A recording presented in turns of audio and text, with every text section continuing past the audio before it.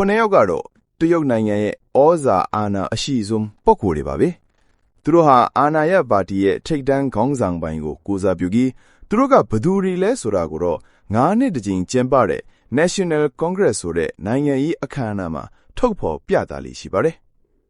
တရုတ်ကွန်မြူနစ်ပါတီကနောက်ထပ်9နှစ်စာအတွက်ခေါင်းဆောင်တစ်တွေကိုမိတ်ဆက်ပေးတဲ့နေရာမှာစင်ဘောကိုထွက်လာတဲ့အစီအစဉ်ကအရန်ကိုအထိပ္ပယ်ရှိပါတယ်ကဲပထမဆုံးထွက်လာတဲ့သူကတော့နောက်ထပ်9နှစ်တက်တန်းအတွက်ပါတီရဲ့အကြီးအကဲပေါ့2022ခုနှစ်အောက်တိုဘာလတုန်းကတော့အဲ့ဒီနေရာမှာထွက်လာသူဟာရှီကျင့်ဖျင်ပါတယ်သူဟာသမ္မတတက်တန်းကန့်သက်ချက်ကိုဖယ်ရှားပစ်ခဲ့ပြီးနောက်တမိုင်းဝင်တတိယအကြိမ်မြောက်သမ္မတအဖြစ်ထွက်ပေါ်လာခဲ့တာပါဒါဟာသူတစ်သက်လုံးအာဏာယူထားတော့မယ်ဆိုတဲ့အချက်ပြမှုလည်းဖြစ်နိုင်ပါတယ်တရုတ်ပြည်သူသမ္မတနိုင်ငံကိုတီထောင်ခဲ့တဲ့မော်စီတုံးနောက်ပိုင်းမှာကဘာကြီးဟာဒီလိုမျိုးတရုတ်ခေါင်းဆောင်တယောက်ကိုမမြင်ဘူးခဲ့တာကြာပါပြီရှီကိုမော်စီတုံးနဲ့ခဏခဏနှိုင်းရှင်ကြလေရှိသလိုသူကိုယ်တိုင်ကလည်းမော်စီတုံးရဲ့နီးဖြူဟာတွေကိုအသုံးချနေတာသိတာပါပဲဒါပေမဲ့သူတို့နှစ်ယောက်ကြားမှာတခြားဆက်နွယ်မှုတစ်ခုရှိပါသေးတယ်ရှီကျင့်ဖျင်ငယ်ငယ်လေးမှာတင်မော်စီတုံးကြောင့်သူ့ဘဝဟာပျက်စီးခဲ့ရပူပါတယ်မျိုးဆက်တွေကွာခြားပေမဲ့သူတို့ရဲ့လမ်းကြောင်းတွေကမထင်မှတ်ပဲစုံဟဲကြတာပါဘေကျင်းကအထက်ထန်းလွှာမိသားစုကနေဆင်းသက်လာတဲ့ဆယ်ကျော်တဲ့အရွယ်ရှီဟာနေဘက်ကိုပြင်းနှင်းတန်ပေးခံရပြီးအလုတ်ချမ်းတွေလွတ်ခဲ့ရပါသည်အခုနှစ်ပေါင်း90ကြာတဲ့အခါမှာတော့သူဟာကမ္ဘာဩဇာအရှိဆုံးပုဂ္ဂိုလ်တွေထဲကတယောက်ဖြစ်နေပါသည်ပြင်းနှင်းတန်ခံခဲ့ရတဲ့လူတယောက်ကနိုင်ငံကိုဘလို့မျိုးအလုံးစုံထိန်းချုပ်နိုင်ခဲ့တာလဲရှီကျင့်ဖျင်နဲ့မော်စီတုံးရဲ့ဆက်နွယ်မှုဟာသူမမွေးခင်ကတည်းကစတင်ခဲ့တာပါအဲ့ဒါကတရုတ်နိုင်ငံမှာပြည်တွင်းစစ်တွေပြင်းထန်နေတဲ့အချိန်ပေါ့မော်စီတုံးပါဝင်အစွန်းရောက်ကွန်မြူနစ်တော်လှန်ရေးသမားတစုဟာတရုတ်ပြည်မကြီးရဲ့နေရာတော်တော်များများမှာဩဇာလွှမ်းမိုးလာခဲ့ပါတယ်သူတို့ဟာ Red Army လို့ခေါ်တဲ့ကွန်မြူနစ်စစ်တပ်ကိုထိန်းချုပ်ပြီးအဲ့ဒီအချိန်ကအုပ်ချုပ်နေတဲ့အမျိုးသားရေးပါတီကိုပြန်တိုက်ခဲ့တာပါဒါပေမဲ့အဲ့ဒီအချိန်မှာကွန်မြူနစ်တွေဘက်ကတော်တော်လေးအရေးနိုင်နေခဲ့တာသူတို့ရဲ့စစ်တပ်အများစုဟာမော်စီတုံးတီထောင်ခဲ့တဲ့နယ်မြေထဲမှာတင်အမျိုးသားရေးတပ်တွေရဲ့ဝိုင်းရံပိတ်ဆို့မှုကိုခံနေရပါတယ်ကဲအစားအစာတွေလည်းပြက်လက်လာပြီဆိုတော့ Red Army ဟာပိတ်ဆို့မှုကိုဖောက်ထွက်ဖို့နဲ့အဲ့ဒီမှာပိတ်မိနေတဲ့စစ်တီနအရက်သား3,300လောက်ကိုကဲထုတ်ဖို့ဆုံးဖြတ်လိုက်ပါတယ်1934ခုနှစ်အောက်တိုဘာလ16ရက်နေ့မှာသူတို့ဟာရန်သူတိုက်လက်အားနည်းတဲ့အပိုင်းကိုစတင်တိုက်ခိုက်ပြီးဖောက်ထွက်ခဲ့ကြပါတယ်လူပေါင်းထောင်ကြီးတေဆုံးခဲ့ရပေမယ့်ကြန့်ရှိနေတဲ့လူ 8,600 လောက်ကတော့ရှေ့ဆက်တိုးခဲ့ကြတယ်ဒါဟာကနစ်ကြာမြင့်ခဲ့တဲ့တမိုင်းဝင် Long March လို့ခေါ်တဲ့ခရီးရှည်ကြီးရဲ့အစပါပဲရန်သူတပ်တွေနဲ့ဝေးရမှာကွန်မြူနစ်အခြေစိုက်စခန်းအသစ်တည်ထောင်ဖို့တော့ပေါ့စစ်ဦးစီးချုပ်ဖြစ်ကနေဖယ်ရှားခံထားရတဲ့မော်စီတုံးသူဟာပျောက်ကြားစစ်ဗျူဟာကိုတုံးဖို့အပြင်းထန်တိုက်တွန်းခဲ့ပေမဲ့အဲ့ဒီအချိန်မှာတော့သူ့ရဲ့အယူဆတွေကအပယ်ခံဖြစ်နေခဲ့တာပါဒါပေမဲ့ခီးစီချီတဲ့ပွဲ The Long March ကအရာအားလုံးကိုပြောင်းလဲဖြစ်လိုက်ပါတယ်တိုက်ရရင်ဆိုင်တိုက်ခိုက်တဲ့ဗျူဟာအမားတွေကြောင့်ပထမ3လအတွင်းမှာတင်တပ်နီတော်သားထက်ဝက်ကျော်တေချေပျက်စီးခဲ့ရပါတယ်နောက်ဆုံးမှာတော့ဂျိုအန်လိုင်းကစီရေးဥဆောင်မှုကိုမော်စီတုံးစီပြန်အပ်လိုက်ပါတော့တယ်မော်စီတုံးဟာတောင်တန်းကြီးတွေကိုဖျက်ချော်တဲ့လမ်းကြောင်းကိုရွေးချယ်ခဲ့ပါတယ်ကိုလာကြအောင်မနာတန်ချီတိုက်ခိုက်ရင်းနောက်ဆုံးမှာတော့ရှန့်ရှီပြည်နယ်မြောက်ပိုင်းတရုတ်ကိုရောက်ရှိခဲ့ပါတယ်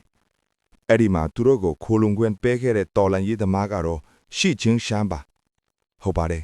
သူဟာအခုလက်ရှိတရုတ်သမ္မတရှီကျင်းပင်ရဲ့အဖေပဲဖြစ်ပါတယ်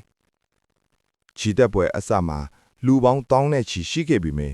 အဆုံးသတ်မှာတော့8,000အောက်ပဲအသက်ရှင်ကြံရပါတော့တယ်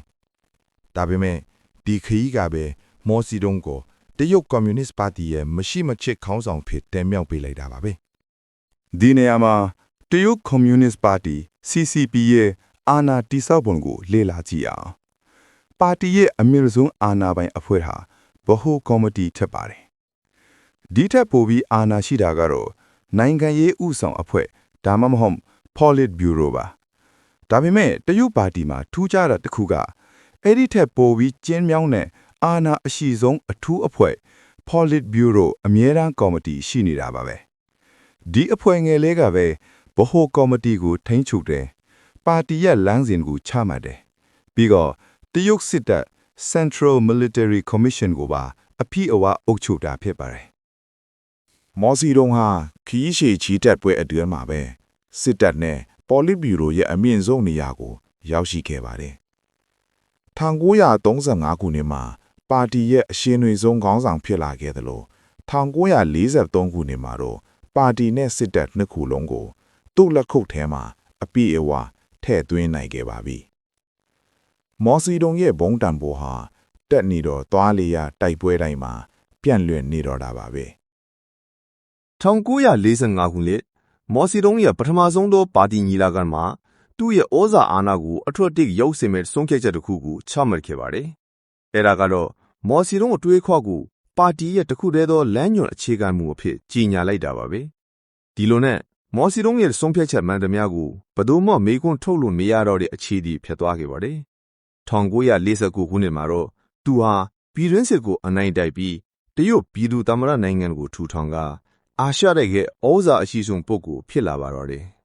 ။ဒါပေမဲ့တော်လန်ရေးမှာအနိုင်ရတာနဲ့နိုင်ငံကိုအုပ်ချုပ်တာကမတူပါဘူး။ဒါကြောင့်ပေါ်လစ်ဗျူရိုအမြဲတမ်းကော်မတီကချမှတ်တဲ့မူဝါဒတွေကိုအကောင့်ထဲပေါ်ဖို့နိုင်ငံတော်ကောင်စီဆိုတဲ့အစိုးရရန်ရာကိုတည်ဆောက်ခဲ့ပါတယ်။ထူးခြားတာကအစိုးရအဖွဲ့ရဲ့အကြီးအကဲထိပ်တဲ့ဝန်ကြီးချုပ်ဟာအမြဲတမ်းပေါ်လစ်ဗျူရိုအဖွဲ့ဝင်လက်ထင်နေတာပါ။မော်စီတုံဟာသူ့အဖို့သစ္စာရှိတဲ့ခီရီရှေချီတပ်ဖော်တွေကိုပဲယာရုကြီးတွေပေးခဲ့ပါတယ်။အဲ့ဒီလူတွေကအုပ်ချုပ်ရေးအတွေ့အကြုံမရှိကြတာကြောင့်နောက်ပိုင်းမှာမူဝါဒအမှားတွေနဲ့စီမံခန့်ခွဲမှုအားနည်းချက်တွေတသီးတန်းကြီးဖြစ်ပေါ်လာပါတော့တယ်။ခီးရှည်ချီတက်ပွဲကနေရှင်တန်ကြံရက်သူတွေဟာပါတီရဲ့ထိပ်တန်းလူကွန်တန်တွေဖြစ်လာပါတယ်။ဥပမာအားဖြင့်ရှီကျင်ပင်ရဲ့အဖေဟာ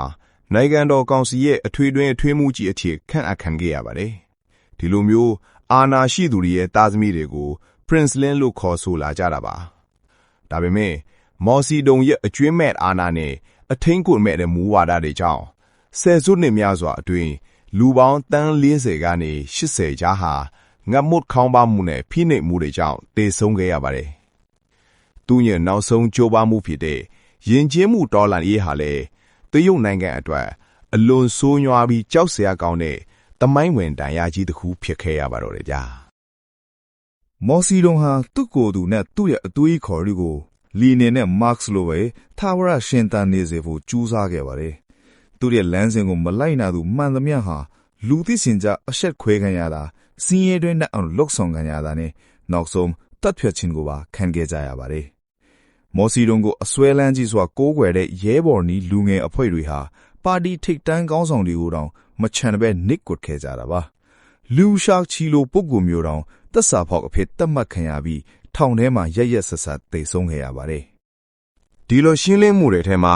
အခုလက်ရှိသမ္မတရှီကျင်းပင်ရဲ့ဖခင်လည်းပါဝင်ခဲ့ပါတယ်။ရှီကျင်းပင်ရဲ့ဖခင်ဟာလူသိရှင်ကြားဝေဖန်ရှုတ်ချခံရပြီး8နှစ်ကြာအကျဉ်းချခံခဲ့ရတယ်လို့အဲ့ဒီချိန်မှာအသက်15နှစ်ပဲရှိသေးတဲ့ရှီကျင်းပင်ဟာလည်းကျောင်းကနေထုတ်ပယ်ခံရပြီးကျေးလက်ဒေသကဂူအောင်အိမ်လေးမှာပင်မဆင်းရဲစွာအလုကျန်းလွတ်ခဲ့ရပါတယ်။ဒါရီအားလုံးရဲ့တရားခံကတော့ဥက္ကလာကြီးမောင်စီတုံးပါပဲ။ဒါပေမဲ့မောင်စီတုံးတည်ဆုံးသွားတဲ့အခါယဉ်ကျေးမှုဒေါ်လာရဲလည်းပြီးဆုံးသွားခဲ့ပါတယ်။မောင်စီတုံးရဲ့နောက်တက်လာတဲ့ခေါင်းဆောင်ကတော့ယဉ်ကျေးမှုဒေါ်လာရဲမှာအာဏာစွန့်ခဲ့ရတဲ့တိန့်ရှောက်ဖိန်ပါ။သူဟာအရင်ကဖယ်ရှားခံခဲ့ရတဲ့ပါတီဝါရင့်ခေါင်းဆောင်တွေကိုနေရာပြန်ပေးပြီးအာဏာရှင်စနစ်ပြန်မပေါ်ပေါက်လာအောင်စုပေါင်းခေါင်းဆောင်မှုစနစ်ကိုကျင့်သုံးခဲ့ပါတယ်။1980ခုနှစ်မှာမောင်စီတုံးရဲ့အမားတွေကိုရှုတ်ချတဲ့ဒုတိယမြောက်သမိုင်းဆုံးဖြတ်ချက်ကိုချမှတ်ပြီးအာဏာကိုလူတယောက်တည်းလက်ထဲမှာမထားဘဲခွဲဝေအုပ်ချုပ်ဖို့ကတိပြုခဲ့ကြပါတယ်။တိန့်ရှောက်ဖိန်ဟာစစ်ကော်မရှင်ဥက္ကဋ္ဌအဖြစ်အာဏာကိုထိန်းထားပေမဲ့သူကိုယ်တိုင်ဟာပါတီရဲ့အမြင့်ဆုံးရာထူးဒါမှမဟုတ်သမ္မတရာထူးကိုတခါမှယူခဲ့ပါဘူး။ဒါဟာမော်စီတုံးလိုအာဏာရှင်ပြန်မဖြစ်လာအောင်ပါတီအစိုးရနဲ့စစ်တပ်ရာထူးတွေကိုလူအမျိုးမျိုးလက်ထဲခွဲဝေပေးလိုက်တဲ့စနစ်သစ်ပါပဲ။တိန့်ရှောင်ဖိန်ဟာ1989ခုနှစ်မှာယာရုကနေမစင်မချင်းတရုတ်နိုင်ငံရဲ့လက်တွေ့ကျတဲ့အရှိဆုံးခေါင်းဆောင်ဖြစ်နောက်ွယ်ကနေလမ်းညွှန်ပေးခဲ့ပါတယ်။သမိုင်းရဲ့သင်ခန်းစာကိုယူပြီးတရုတ်နိုင်ငံဟာလမ်းကြောင်းတစ်ခုကိုရှောက်လန်းဖို့ပြင်ဆင်ခဲ့ကြပါပြီ။1989ခုနှစ်တီယန်နမင်းရင်ပြည်မှာကျောင်းသားတွေရဲ့စန္ဒပြပွဲကိုစစ်တပ်ကအင်အားသုံးနှိမ်နင်းခဲ့ပါတယ်။တင်ကားတိုင်းကြီးရဲ့ရှေ့မှာတကူတော်ရပ်တန့်ခဲ့တဲ့လူငယ်တယောက် တီယရန်လမ်းမရီဘောကတော်လန်ရေးအငွေ့တပ်တွေဟာတရုတ်ပြည်အထိရိုက်ခတ်လာခဲ့တာပါဒါပေမဲ့တိန့်ရှောင်ပင်ဟာမောင်စီတုံးနဲ့မတူတဲ့လမ်းကြောင်းတစ်ခုကိုဖော်ဆောင်ခဲ့ပါတယ်သူဟာအာနာခွဲဝေမှုစနစ်ကိုကျင့်သုံးခဲ့တယ်လို့တရုတ်နိုင်ငံကိုကမ္ဘာအဆင့်နှစ်စီးပွားရေးအင်အားကြီးနိုင်ငံဖြစ်လာအောင်အခြေခံအုတ်မြစ်ချပေးခဲ့ပါတယ်ဒီကာလကိုတိန့်ရှောင်ပင်ခေတ်လို့ခေါ်ဆိုကြပြီးသူဟာသူ့ကတိအတိုင်းအာနာကိုတူးတဲ့လက်ဝါးကြီးအုပ်ဖို့ဘယ်တော့မှမကြိုးစားခဲ့ပါဘူးအဒီအချိန်မှာရှီကျင်းပင်ဘာလုပ်နေတယ်လဲမော်စီတုံးကြောင့်သူ့မိသားစုဘဝပြတ်ခဲ့ရပါမယ်သူဟာကွန်မြူနစ်ပါတီထဲကိုဝင်ရောက်ခဲ့ပါတယ်ဘာလို့လဲဆိုတော့ဒီစနစ်ထဲမှာအာဏာမရှိရင်သင်ဟာဘာမှမဟုတ်ဘူးဆိုတာကိုသူကောင်းကောင်းနားလည်သွားလို့ပါပဲဒါပေမဲ့သူဟာတခြားသူတွေလိုဘေးဟုံးမှာအာဏာမလူမနေပဲနီးပြွားကြကြနဲ့ကျေးလက်ပြည်နယ်တွေကိုဆင်းသွားခဲ့ပါတယ်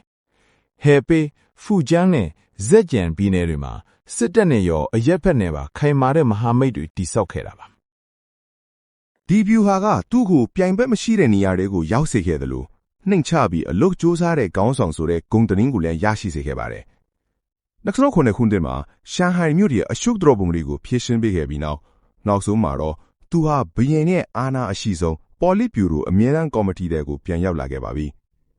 အဲ့ဒီအချိန်ကအာဏာရှိသူတွေဟာတိတ်ပြီးရီမန်းချက်မကြည့်ဘူးလို့ထင်ရတဲ့ရှီချင်းပင်ကိုသဘောကျခဲ့ကြပါတယ်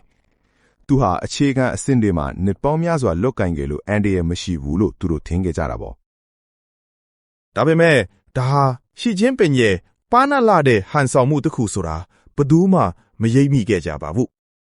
ခုနလအကြာမှာတော့သူဟာတရုတ်နိုင်ငံရဲ့အမြင့်ဆုံးအာဏာဇဝိုင်းတွေကိုအောင်မြင်စွာချီချနိုင်ခဲ့ပါပြီအခြေခံအဆင့်ကနေစတင်ခဲ့တဲ့ Prince Lin တယောက်အခုတော့တရုတ်နိုင်ငံရဲ့အနာဂတ်ကိုပြောင်းလဲဖြစ်ဖို့အဆင့်သင့်ဖြစ်နေပါပြီ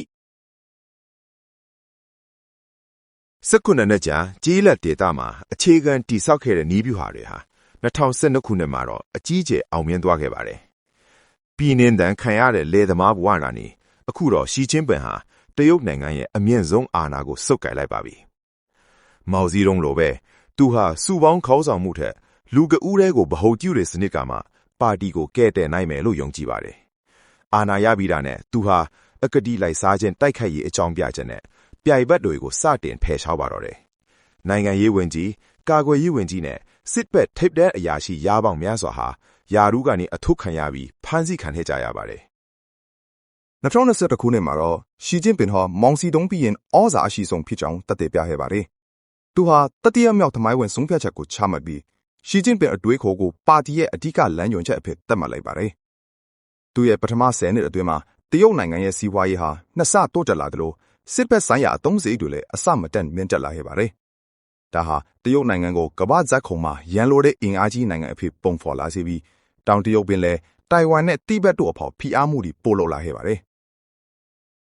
တရုတ်နိုင်ငံအတွင်းမှာတော့အင်တာနက်စစ်စစ်မှုတွေနဲ့စောက်ကြည့်ရေးစနစ်တွေဟာနေရာအနှံ့ပြန့်နှံ့နေပါတယ်အထူးသဖြင့်ဝီဂါမွတ်စလင်လူနည်းစုတွေအပေါ်လူအခွင့်အရေးချိုးဖောက်မှုတွေကလည်းဆိုးရွားလွန်းပါတယ်ဒါပေမဲ့ကိုဗစ်မူဝါဒကြောင့်ရှီကျင်းပင်ရဲ့အာဏာစက်ဟာပထမဦးဆုံးအကြိမ်လူထုရဲ့စိန်ခေါ်မှုကိုခံခဲ့ရပါတယ်လာမကိုကစန္ဒပြပွဲတွေကြောင့်သူဟာမူဝါဒကိုနောက်ဆုတ်ခဲ့ရပေမဲ့2022ခုနှစ်အကြိမ်20မြောက်ပါတီညီလာခံမှာတော့တတိယအကြိမ်မြောက်သမ္မတအထိအာဏာကိုဆက်လက်ဆုပ်ကိုင်နိုင်ခဲ့ပြန်ပါတယ်အခုအချိန်မှာတော့တရုတ်ကွန်မြူနစ်ပါတီနဲ့စစ်တပ်အတွင်းမှာရှီကျင်းပင်နဲ့သဘောထားမတိုက်ဆိုင်သူတယောက်မှမကြံတော့ပါဘူးပေါ်လစ်ဗျူရိုအမြဲတမ်းကော်မတီတစ်ခုလုံးဟာလည်းသူ့ဘောတစ္ဆာရှိသူတွေနဲ့ပဲပြည့်နှက်နေပါပြီသူတတိရှိနေတဲ့၍ရှီကျင်းပင်ဟာတရုတ်နိုင်ငံရဲ့အာဏာအရှိဆုံးခေါင်းဆောင်အဖြစ်ဆက်ရှိနေအောင်ပါပဲမှတ်ချက်အနေနဲ့အာနာရှင်တရုတ်နိုင်ငံရဲ့သမိုင်းကြောင်းနဲ့ရှီကျင်းပင်ရဲ့သမိုင်းကိုဖော်ပြရပေမဲ့အာနာရှင်ဆိုရင်ဘယ်အာနာရှင်မှကမ္ဘာပေါ်မှာမရှိတာအကောင်းဆုံးပါပဲဗျာ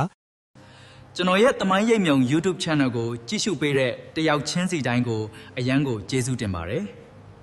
ကျွန်တော်ရဲ့ YouTube Channel လေးကနေနိုင်ငံရေးသမိုင်းတွေကမ္ဘာသမိုင်းတွေထင်ပေါ်ကျော်ကြားတဲ့လူပုဂ္ဂိုလ်တွေရဲ့သမိုင်းတွေကိုတင်ဆက်ပေးနေပါတယ်အဲ့ဒါကြောင့်ကျွန်တော်ရဲ့သမိုင်းရိပ်မြုံ YouTube Channel လေးကို Subscribe နှိပ်ထားအောင်နော် Okay နောက်ဗီဒီယိုမှာပြန်တွေ့ကြတာပေါ့